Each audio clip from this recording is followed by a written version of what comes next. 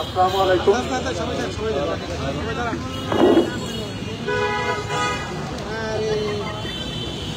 সম্মানিত সাংবাদিকবৃন্দ, আপনাদের সবাইকে ধন্যবাদ জানাচ্ছি আমাদের আজকের সংবাদ সম্মেলনে আপনাদের মূল্যবান সময় প্রদানের জন্য। আমাদের সংবাদ সম্মেলনের বিষয়টি ক্ষুদ্র মনে হলেও বিষয়টি বাংলাদেশের বৃহত্তর স্বার্থের জন্য খুবই গুরুত্বপূর্ণ।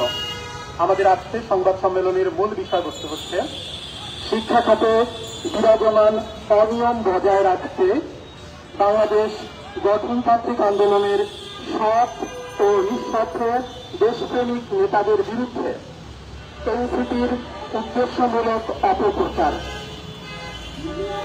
আপনারা অবগত আছেন, বিগত সরকারের শাসনামলে শিক্ষা ব্যবস্থাকে ধ্বংসের লক্ষ্যে পাঠ্যপুস্তকে রাজনৈতিক এজেন্ডা সংযুক্ত করার পাশাপাশি শিক্ষা খাতকে কিছু দুর্নীতিবাদ অর্থলোভী মাফিয়াদের হাতে তুলে দেওয়া হয়েছিল।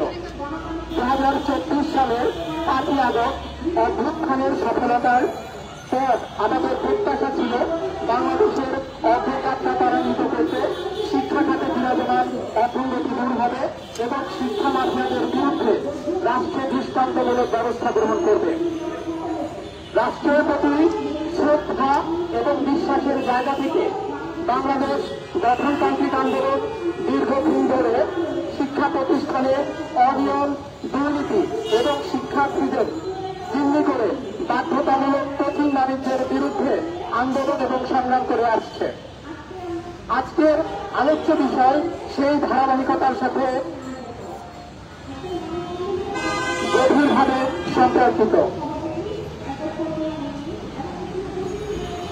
সম্প্রতি আমরা লক্ষ্য করছি আমাদের সংগঠনের সহসভাপতি সফির আহমেদ তুরান, কেন্দ্রীয় সংগঠক আজগান শাহ রাকিব, আবু সাইদ রিফাত সহ 5 জন নেতার ছবি ব্যবহার করে এনসিপির যুগ্ম মুখ্য সংগঠক SM শাহরিয়ার ফেসবুকে কোন ধরনের প্রমাণহীন এবং ভিত্তিহীনভাবে প্রচার করছেন যে আমাদের সংগঠনের নেতারা নাহিদ ইসলামের নাম ব্যবহার করে চাঁদাবাজি, মানুষকে ভয়ভীতি প্রদর্শন এবং দখলদারিত্ব করছেন। উল্লেখযোগ্য বিষয় হল, অভিযোগের সপক্ষে বিন্দুমাত্র প্রমাণ না থাকা সেই পোস্টের নিচে কমেন্ট বক্সের পাবলিক প্রতিক্রিয়া পর্যালোচনা করলে দেখা যায় প্রায় সবাই সেই বক্তব্যকে মিথ্যাচার এবং মাহবুবুর রহমান মোল্লার কাছ থেকে টাকা খেয়ে অপপ্রচার বলে দাবি করেছেন।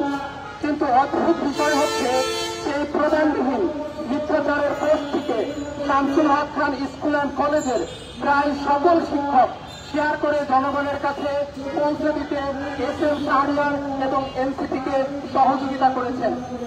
এর মাধ্যমে বিষয়টি সুস্পষ্ট, মাহবুবুর রহমান মোল্লা এবং এনসিপি নেতাদের মধ্যে অস্বচ্ছ সম্পর্কের যোগসূত্র রয়েছে এবং তারই ধারাবাহিকতায় এনসিপির যুগ্ম মুখ্য সংগঠক SM শাহরিয়ার বাংলাদেশ গঠনতান্ত্রিক আন্দোলনের নেতাদের বিরুদ্ধে মিথ্যা অপপ্রচার চালিয়ে যাচ্ছেন। মাহবুবুর রহমান মোল্লাকে এবং তার বিরুদ্ধে থাকা অভিযোগগুলো সম্পর্কে আপনাদের অবগত হওয়া জরুরি। 9/9/2024 সালে যাত্রাবাড়ি থানায় জুলাই হত্যা মামলার 13 নম্বর আসামি মাহবুবুর রহমান মোল্লা। 20/11/2023 দুদক কর্তৃক প্রশ্নভাস এবং মানি লন্ডারিং মামলার প্রধান আসামি মাহবুবুর রহমান মোল্লা। 2015-16 সালে শিক্ষা মন্ত্রণালয় কর্তৃক অডিট আপত্তিতে শোকজ প্রাপ্ত শিক্ষক মাহবুবুর রহমান মোল্লা। মালসি কর্তৃক 2022 সালে শিক্ষার্থীদের কাছ থেকে অতিরিক্ত ফি আদায় এবং কোচিং বাণিজ্যের দায়ে শোকজ প্রাপ্ত শিক্ষক মাহবুবুর রহমান মোল্লা। এছাড়াও তার বিরুদ্ধে আমাদের যে অভিযোগগুলো রয়েছে সেগুলো আপনাদের জানা দরকার। মাহবুবুর রহমান মোল্লা শিক্ষাক্ষেত্রে দুর্নীতি এবং অনিয়মের অন্যতম একজন প্রধান মাফিয়া। অর্থের বিনিময়ে তার বিরুদ্ধে অভিযোগ আছে তিনি তার শিক্ষার্থীদের পরীক্ষা কেন্দ্রে সরাসরি নকল সরবরাহ করেন। মোটা অঙ্কের টাকার বিনিময়ে তিনি বোর্ড পরীক্ষার প্রশ্নপত্র ফাঁসের সাথে জড়িত। পরীক্ষার কেন্দ্র বাণিজ্য নিজের পছন্দ মতো কেন্দ্র দখল এবং সেই কেন্দ্রের সাথে যোগসাজশের মাধ্যমে নকল সরবরাহের জন্য তিনি তার কালো টাকাকে হাতিয়ার হিসেবে ব্যবহার করেন। সরাসরি নিয়ম অমান্য করে এমপিওভুক্ত শিক্ষা প্রতিষ্ঠানের বিধিমালার বাইরে গিয়ে অতিরিক্ত ফি আদায় করেন। তিনি বাধ্যতামূলকভাবে তার শিক্ষা প্রতিষ্ঠানের সকল শিক্ষার্থীকে কোচিং করতে বাধ্য করেন এবং কোন শিক্ষার্থী কোন শিক্ষকের কাছে কোচিং করবে সেটিও তিনি নির্ধারণ করে দেন। অর্থনৈতিক অনিয়মের তালিকাগুলো তুলে ধরছি। কোচিং এবং অবৈধ ফি আদায়ের মাধ্যমে অর্জিত অর্থ তিনি রাজনৈতিক দলগুলোর অর্থনৈতিক তহবিল হিসেবে সরবরাহ করে থাকেন। মানি লন্ডারিং এর সাথে জড়িত থাকার দায়ে ইতিমধ্যেই তার বিরুদ্ধে দুদক মাওসি শিক্ষা মন্ত্রণালয় পদক্ষেপ নিলেও বাংলাদেশ রাষ্ট্র এখন পর্যন্ত তাকে কোন ধরনের শাস্তির আওতায় আনতে ব্যর্থ হয়েছে। জুলাই অভ্যুত্থানে তার ভূমিকাগুলো আপনাদের জানা জরুরি। জুলাই অভ্যুত্থানে আন্দোলনকারীদের এবং তাদের পরিবারকে হত্যার হুমকি প্রদানকারী একজন ব্যক্তি মাহবুবুর রহমান মোল্লা। জুলাই আন্দোলনের সময় কলেজ গেট বন্ধ করে দিয়ে শিক্ষার্থীদেরকে গুলির মুখে ছেড়ে দেওয়া একজন শিক্ষক মাহবুবুর রহমান মোল্লা। জুলাই আন্দোলনে অংশগ্রহণকারী শিক্ষার্থীদের পিপি প্রদানপূর্বক শিক্ষা প্রতিষ্ঠান থেকে বের করে দেওয়ার হুমকি প্রদানকারী একজন শিক্ষক মাহবুবুর রহমান মোল্লা। জুলাই অভ্যুত্থানকালে মাহবুবুর রহমান মোল্লা কলেজের সামনে পুলিশ ক্যাম্প বসিয়ে শিক্ষার্থীদের প্রতিহত করার অনুমতি প্রদান এবং মদতদাতা মাহবুবুর রহমান মোল্লা। স্থানীয় সন্ত্রাসী গোষ্ঠীর সাথে অর্থনৈতিক লেনদেনের মাধ্যমে প্রভাব বিস্তারকারী হিসেবে নিজের আধিপত্য কায়েম করে অভিভাবক এবং শিক্ষার্থীদের জিম্মি করে রাখা একজন শিক্ষকের নাম মাহবুবুর রহমান মোল্লা।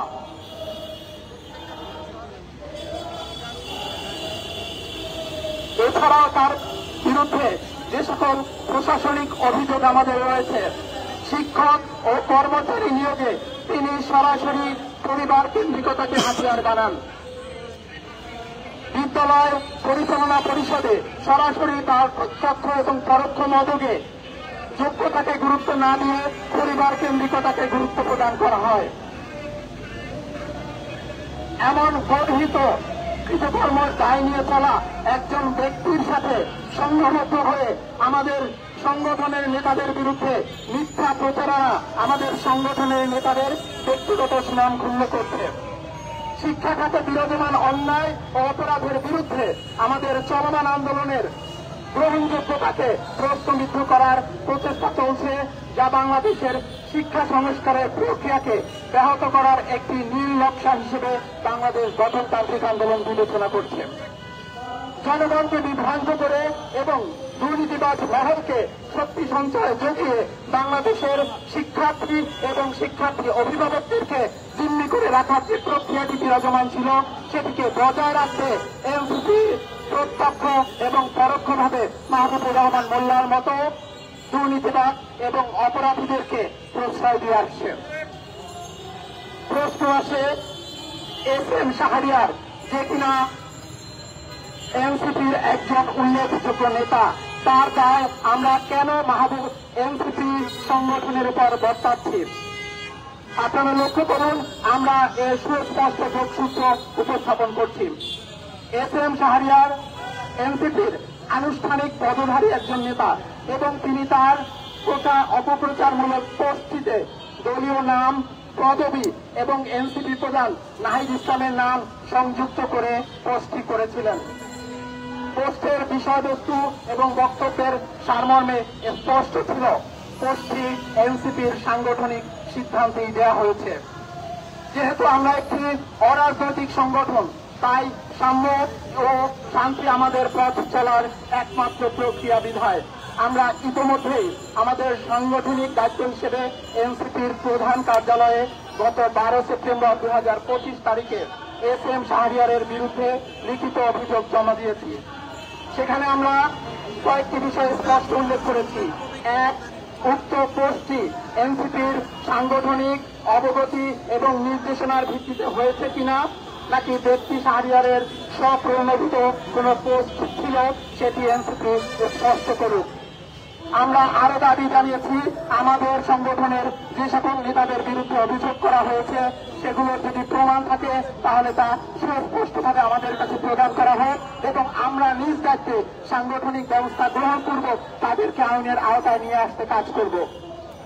আমাদের দ্বিতীয় যে দাবিটি ছিল, যদি এনসিপি সংগঠন এই উদ্যোগটি নিয়ে থাকে তাহলে তারা সেই উদ্যোগের পেছনে যথার্থ যৌক্তিক প্রমাণ এবং দলিলাতি প্রকাশ করুক।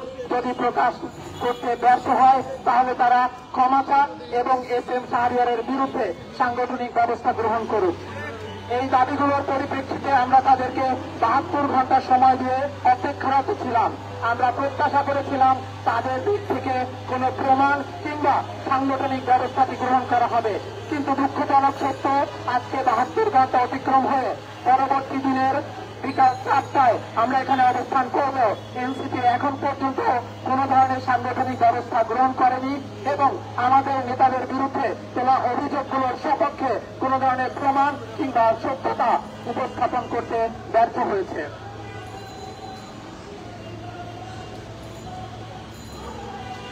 আজকের বিষয়টি যতটা না SM শাহরিয়ারের, যতটা না এনসিপির, তার চেয়ে বেশি বাংলাদেশের। জুলাই অভ্যুত্থান পরবর্তীতে আমাদের প্রত্যেকের প্রত্যাশা ছিল অন্যায় এবং অপরাধীদের শনাক্ত করে তাদেরকে আইনের আওতায় নিয়ে আসা উচিত, কিন্তু আমরা দুঃখজনকভাবে দেখছি যে সকল মানুষগুলো জুলাই অভ্যুত্থানে সরাসরি অংশগ্রহণ করে নিজেদের সর্বোচ্চ বিসর্জন দিয়েছে এবং এখনো অন্যায়ের বিরুদ্ধে নিঃস্বার্থভাবে জনগণের স্বার্থে আন্দোলন সংগ্রাম করে যাচ্ছে, সেই সকল মানুষগুলোকে প্রতিহত করার জন্য, তাদের মুখ বন্ধ করার জন্য এবং মাফিয়াদের শক্তি সঞ্চার করার জন্য এনসিপি এবং তাদের নেতাকর্মীরা সরাসরি মদত প্রদান করছে। এর মাধ্যমে বাংলাদেশ সহ বাংলাদেশের সাধারণ জনগণ অদূর ভবিষ্যতে একটি ভয়ানক সংকটের মুখে পতিত হবে, যা জুলাইয়ের যে প্রত্যাশা তা তো অর্জিত করবেই না, বরঞ্চ আমাদের সমস্যাগুলোকে ধীরে ধীরে আরো প্রকট করে তুলবে। তাই এই সমস্যাটি মাহবুবুর রহমান মোল্লা, এনসিপি, SM শাহরিয়ার কিংবা বাংলাদেশ গঠনতান্ত্রিক আন্দোলনের মধ্যে সীমাবদ্ধ থাকা জরুরি নয়, বরঞ্চ এই সমস্যাটি আজকে আমাদের এখানে উপস্থিত সাংবাদিক ভাই, বাংলাদেশের প্রত্যেকটি জনগণ এবং বিভিন্ন রাজনৈতিক অরাজনৈতিক সংগঠন প্রত্যেকেরই প্রধান কনসার্ন হয়ে ওঠা উচিত। মাহবুবুর রহমান মোল্লা একজন নয়, এরকম শতজন মাহবুবুর রহমান বাংলাদেশে রয়েছে। আমরা একজনের বিরুদ্ধে লড়াই করে আসছি, এরকম লড়াই আমরা আরো 7 জনের বিরুদ্ধে করব, কিন্তু সেই লড়াইয়ের গন্তব্যে আমরা পৌঁছাতে পারবো নাকি পারবো না সেটা নির্ভর করছে আমাদের মতো অরাজনৈতিক সৎ এবং বিবেকবান সংগঠনের পাশে সাংবাদিক ভাই, বাংলাদেশ রাষ্ট্র এবং রাজনৈতিক দলগুলো কতটা সহায়তার হাত বাড়িয়ে দেয়। আমরা কখনোই আপনাদের কাছে অর্থনৈতিক সুবিধা কিংবা অন্য কোনো অতিরিক্ত সুবিধা প্রত্যাশা করি না। আমরা শুধু প্রত্যাশা করি সত্য এবং ন্যায়ের পক্ষে আপনারা আপনাদের অবস্থানটি নিশ্চিত করুন এবং সেই অবস্থানের হাত ধরে বাংলাদেশে পরিবর্তন আসুক। যে ত্যাগ আমাদের শহীদেরা একের পর এক দিয়ে এসেছেন, সেই ত্যাগগুলোকে গন্তব্যে পৌঁছে দেওয়ার দায়িত্ব যেমন আমাদের, ঠিক তেমনি একজন সাংবাদিকের, একজন নাগরিকের, একজন শিক্ষার্থীর, একজন শিক্ষকের এবং বাংলাদেশের সকল রাজনৈতিক দলের। একটি ক্ষুদ্র সংগঠন হওয়া সত্ত্বেও আমরা যদি বিবেকের তাড়নায় বড় বড় মাফিয়াদের বিরুদ্ধে লড়াই বা সংগ্রাম করতে পারি, আমরা বিশ্বাস করি আপনারা প্রত্যেকে আপনাদের অবস্থান থেকে সেই লড়াইয়ে সামিল হওয়ার মতো সাহসটুকু যোগাবেন এবং আমাদের হাত ধরে আগামীর অন্যায় এবং অপরাধের বিরুদ্ধে আপনারা আমাদের পাশে থাকবেন। আমি সবাইকে ধন্যবাদ জানিয়ে আমার বক্তব্য বাংলাদেশ গঠনতান্ত্রিক আন্দোলনের পক্ষ থেকে সমাপ্ত করছি। যেখানে সবাই মতো সেখানে মাথা উঁচু করে দাঁড়াবার নাম বাংলাদেশ গঠনতান্ত্রিক আন্দোলন। আসসালামু আলাইকুম।